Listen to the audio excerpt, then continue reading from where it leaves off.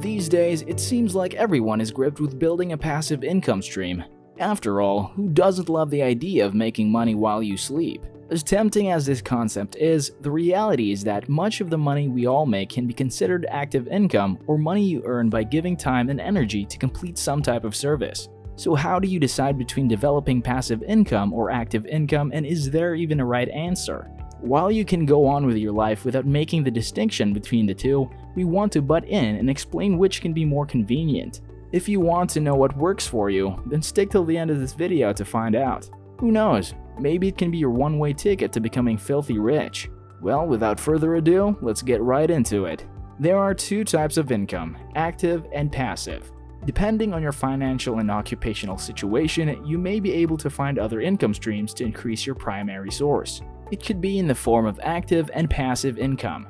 In understanding your financial health, you must understand how you acquire money before you can be financially resilient and secure. One of the most basic concepts about money that you need to master is income. To start, what is active income? Active income is defined as salary earned from services rendered according to an agreed task within a specific time frame.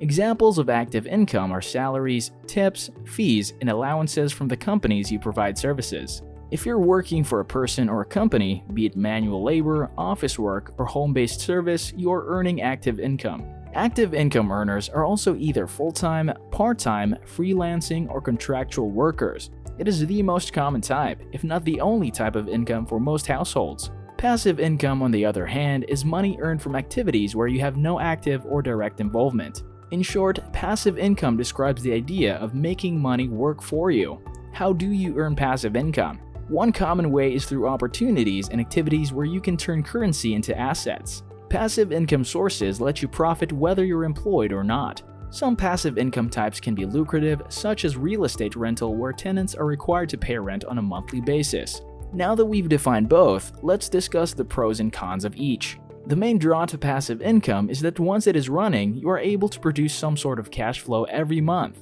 However, despite sounding like passive income is far and away the superior form of income, there are actually some genuine advantages that active income has that passive income doesn't.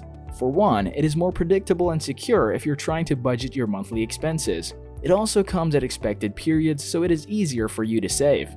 Unlike passive income, which usually takes time or money, or sometimes both, to get the system set up and running properly in order to start generating a reliable and sustainable income stream, active income can be earned pretty much right away.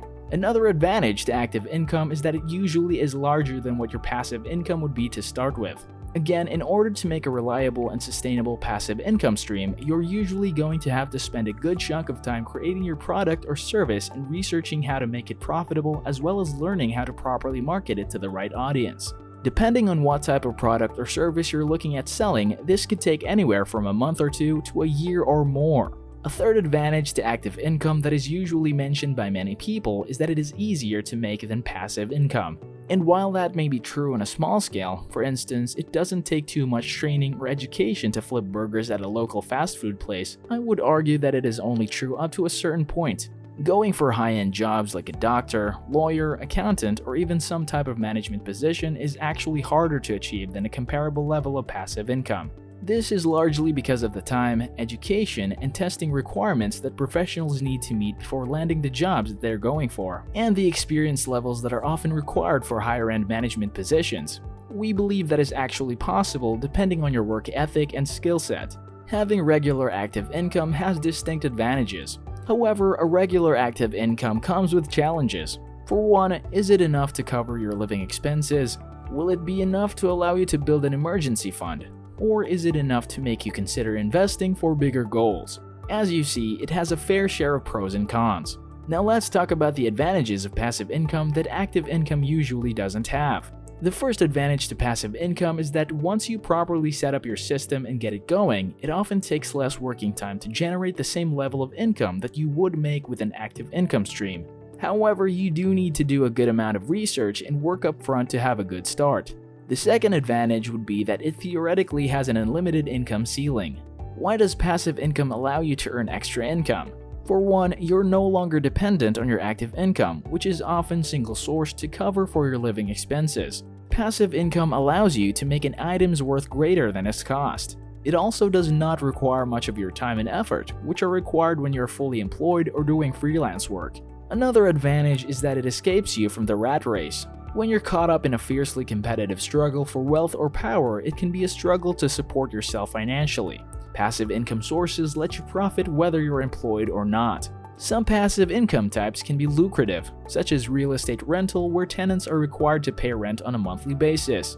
Dividends from stocks can provide a steady stream of income since company payouts are scheduled quarterly or semi-annually. Interest earnings from unit investment trust funds or UITFs, government bonds, and time deposits are also passive income sources.